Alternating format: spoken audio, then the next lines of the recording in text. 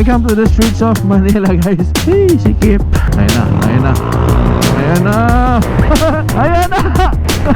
Pinilitan natin sa CVT set natin is yung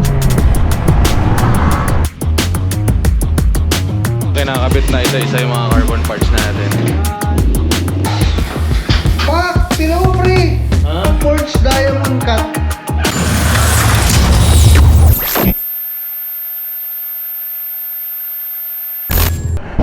ayun, kabit lang natin tong ating second cam. Enjoy bang isa ating second cam? Yun, no? Hirap maging content creator, guys, no? Siyempre, pag kunyari, na-set up mo ng ganyan, sisilipin mo ngayon kung nasa tamang angle. Ganyan pwede na, no? By the way, big shoutout muna sa tropa natin sa Las Vegas, si Omar TV. He got his own hyper motard. Although it's a 939, pero mas special yun sa kanya kasi SP, naka-up map, naka-termi exhaust. Although naka-termi tayo, pero yung sa kanya kasi yung talagang pang hyper, yun nandito yung hyper na malaki. Try nyo panoorin yung video niya, yung latest, yung hyper motard yung gamit niya. Subscribe na rin kayo sa mga channels na guys, mga tropa natin sa Las Vegas. Omar TV, Mr. Sarap TV, and of course Mike Bomac. Yung mga POV na Pinoy tapos na sa Las Vegas, para makakita kayo ng mga ibang environment sa states na nagmo-motor, motovlog pero Tagalog, diba yun? Try nyo silang panoorin, matutuwa kasi sa napakagaling naman mga vlogger yung mga yan. Mag-vlog na lang tayo separately. For the meantime, ADV muna tayo ulit. Let's go! Boss Bato sa seats, guys, oh. Yan, oh. Ito na yung naantay nyo, guys. Pupuntahan na natin yung mga pinakabit nating carbon parts, guys. Ay, pinagawa. Ngayon tayo pinabalik ni King Carbon sa Malabon para pick upin sila and install na yung mga bagong carbon parts natin. So better watch out. Hindi pa rin talaga naluluma yung mga FDA, no? Pogi pa rin din talaga, eh. Natawa ako doon sa vlog ni Omar. Sabi niya traffic dito sa amin, ganyan, Friday kasi. Putik yung traffic, yung mga kotse doon gumagalaw. Parang 2 cars apart yung distansya ng kotse. Traffic na sa kanila yun. Ito sa atin, kailangan magdikit yung mga bumper para masabi mo traffic, eh. Ang kulit, eh. Mga naka-Ducati natin mga tropa yan dun. Pero kung mga gusto nyo scooter contents, mga naka-best pa rin yan dun. Natutuwa kayo kasi minsan pupunta sa The Strip sa Las Vegas, naka-scooter. Yung sa vlog nila parang sila lang yung naka-scooter. Nakakatuwa, nakaka-amaze. Dito, di ka makakita ng walang kali, walang motor. So doon, try nyo sila, promise. Nakakaaliw doon yung mga vlogs nila. Kasi Tagalog, tapos environment mo ibang bansa, tas Las Vegas pa, diba? Tas parang meron din sila to parang Marilaki, parang yung canyon ba tinatawag nila dun. Dito sa amin, ganito lang nakikita nyo, LRT, naputol. Nakaka-enjoy din manood ng mga vlog sa ibang bansa, eh. Yung papasana all ka na lang din minsan. Tas alam ko yung ibang state dun bawal pa mag lane split. Kaya ang dami natin nakikita mga video, diba, na mga nahuhuling mga motovlogger.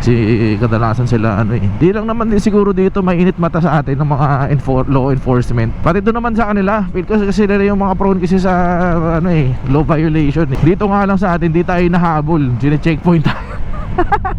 Tapos sa kanila kasi nag-i-enjoy sila na ma-violate sila, pero nag-i-enjoy sila kasi kunyari nakapag-overspeed. At least nag-enjoy ka, overspeeding, lane splitting. Dito, ang law violation mo, wala kang helmet, naka-chinelas ka.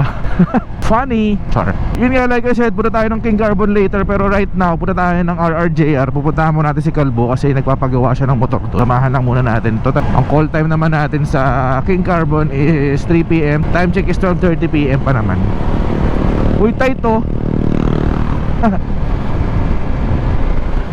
Dito sa amin, bago makalabas ng Las Piñas, kailangan banking ka muna dito. Ayun, sarap, no? Sarap ng CVT set natin ngayon, guys, oh. Wala akong vibration na nararamdaman. Tapos ang ganda pa ng tono ng suspension natin galing sa TRC. Ang nagtono ng suspension natin si Brian, eh. Parang sabi ko kasi natitigasan ako. So nung pala-update ko pala kayo, recently nagpa CVT clean tayo kasi nararamdaman akong dragging sa motor natin. Ngayon nagpa CVT clean tayo, tapos may pinalitan tayo sa CVT set natin. Pinalitan natin sa CVT set natin is yung stock lang naman ng mga springs, which is yung center spring tsaka yung clutch springs. The rest same pa din. Sa mga magtatanong kung anong CVT set natin, lalagay ko yung link ng Facebook video natin dyan. Panoorin nyo kasi nandun lahat, sinabi ko na dun lahat. So ang center spring natin ngayon, guys, naka 1,000, pero yung punggok, hindi yung mahaba, pero accelerator is 1,000 RPM. Tapos yung clutch springs natin are 1,200 RPM. Yes sir. Tapos may nag-comment ata, parang sabi mo sa akin dati ayaw mo nung delay. Yes sir, ayaw ko talaga ng gano'n. Doon sa 1,000 center RPM may damba pa rin siya. Mga plane spotters guys, oh. Shoutout sa inyo mga plane spotters. Yung laki ng Gulf Air. Very fanatic din ako ng mga airplanes. Ano ako frustrated pilot kasi tayo guys. So actually meron akong app sa cellphone ko yung yung RFS, yung Real Flight Simulator. Nag-simulate. Marunong tayo magpalipad ng aeroplano guys, kahit yung totoo. Wala lang tayo lisensya.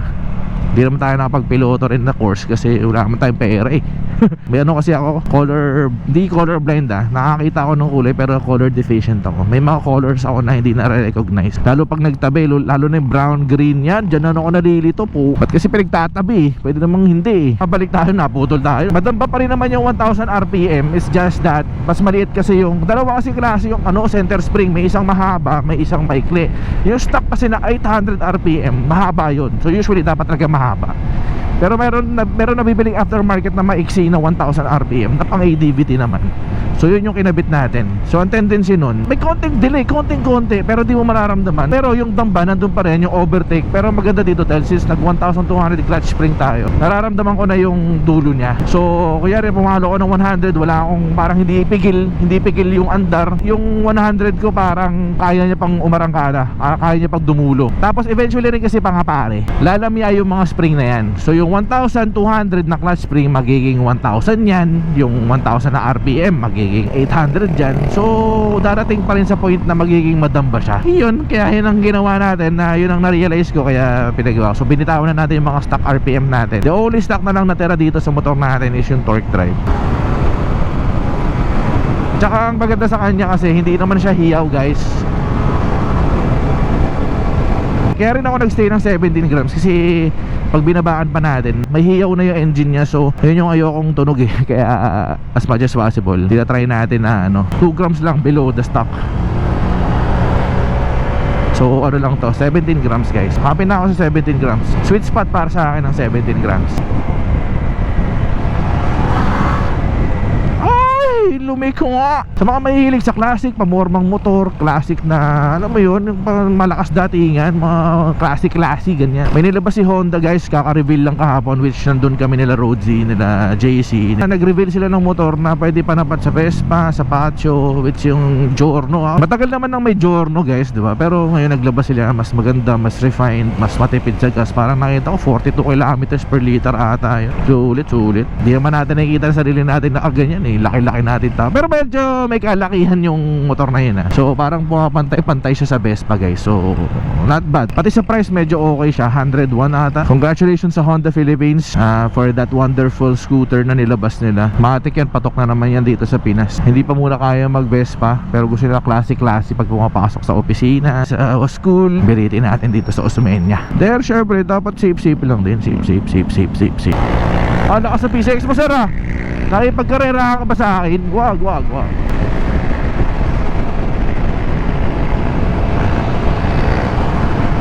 Asan na tayo guys? Di ako tumitingin sa gauge Asan na tayo guys? May kotse na sa harap. Anong pinaka top speed?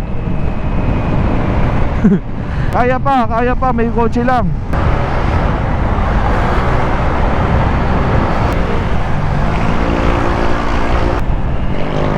Oh fuck, GTR. Ay kataw.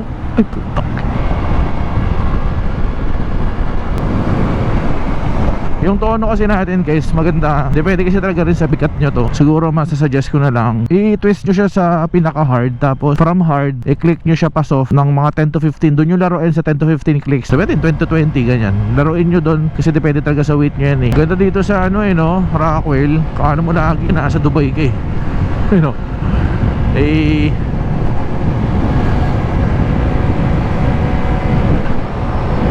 kita kita sa RRJR. Kaya pa boss. Ito guys yung gumagawa sa motor natin, si Chief Mechanic Brian. Ganito ka solid sa RRJR. Tingnan mo yung nagpapagawang motor. Tapos wala pa yung nasa loob guys tingnan mo yung nasa loob. Ayun punong-puno Ay, congratulations Po sir. Tapa dito tayo sa guys, sa Silugan. Yun, let's go guys. Time check guys is 2:46. Magdi 3 PM na. Appointment natin sa King Carbon is 3 PM. Makabakin na lang namin ni Kalbo. Kasama natin si Moto Kalbo guys. Big shoutout RRJR. Pare, ano kami? So nagpalinis lang din si Kalbo ng PCX niya guys. Kasi nakita daw niya tayo nagpalinis. So nainggit siya. Diba? Grabe tayo mag-influence.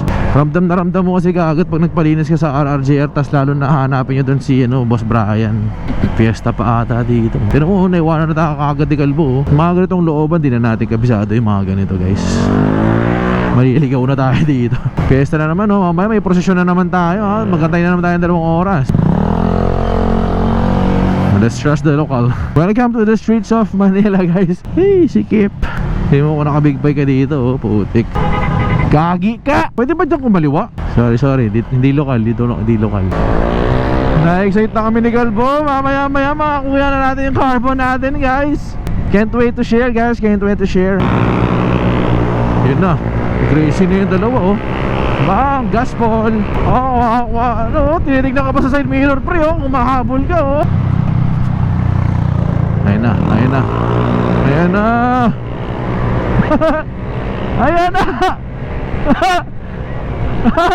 Ay, lingon pa Ayun tumitigil siya para pag go may momentum siya.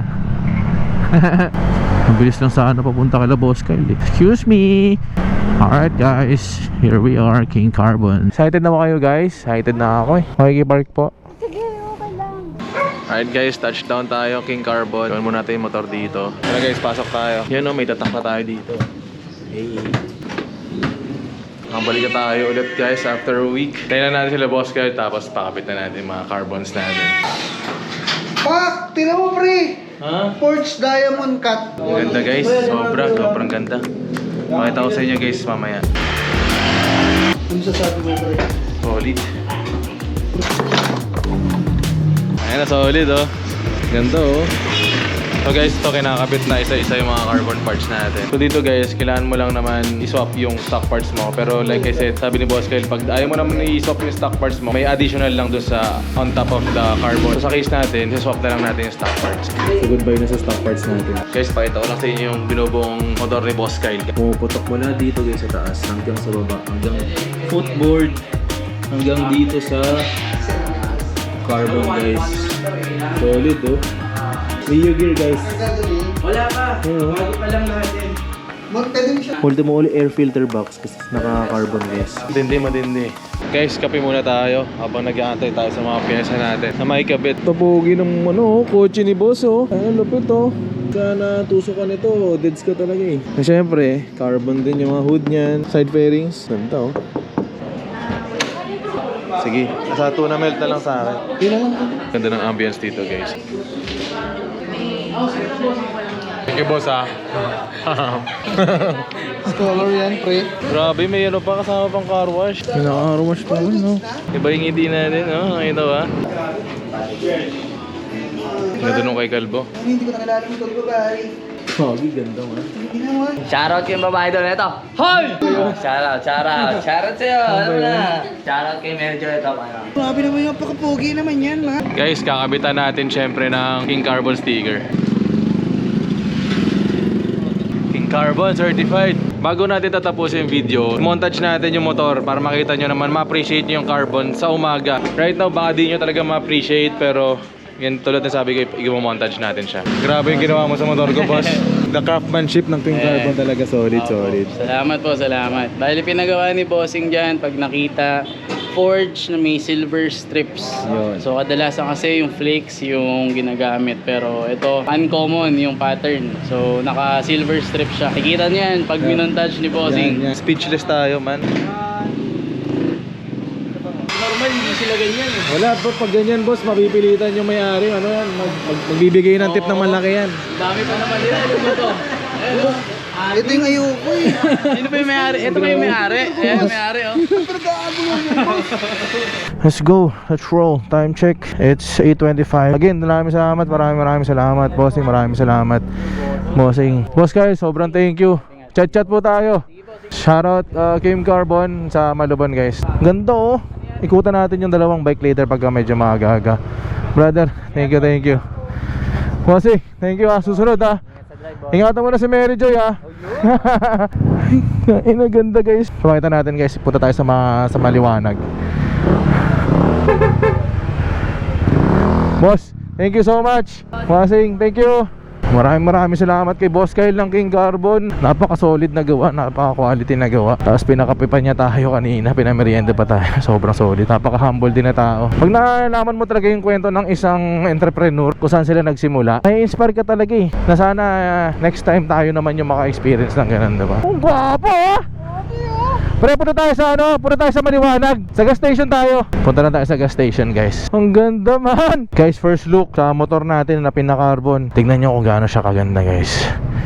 Boom. Litaw na litaw. So napansin nyo guys, tinanggalan natin yung beak natin para makita natin na yung carbon na pinagawa. King Carbon gumawa niyan. Big shout out. Maraming salamat. Ang pinagawa natin guys is itong front fender natin. Then yung gas lead natin guys. Yung pattern niya technically is yung forged carbon, tapos may silver strips. Next one is yung ating grab bar. Pina-carbon din natin. Forged carbon with silver strips. And yung taillight cover natin, this one, forged carbon, diba? Yun lang naman, basic lang. Di man natin siya sobrang kinarbonan para medyo malinis pa rin naman tignan. Pero napakaganda, sobrang natutuwa tayo. Kung bibigyan ko kayo ng liberty na pumili anong next i-carbon natin, anong magandang i-carbon natin next dito. Pero ayoko maapektuhan yung mga white parts ha. More on the trims lang tayo, black trim. Ikutan naman natin for the PCX 160 ni Moto Calvo. Yung kay Moto Calvo naman guys, for PCX 160, ikutan natin yung mga pinaka-carbon niya. Basically, yung pattern na pinili niya, yung forged diamond cut. Una-una, dito sa may bandang windshield guys. Next na pinaka-carbon niya, yung sa may dashboard. This one, ayan. Diamond cut din yan. And of course, front fender.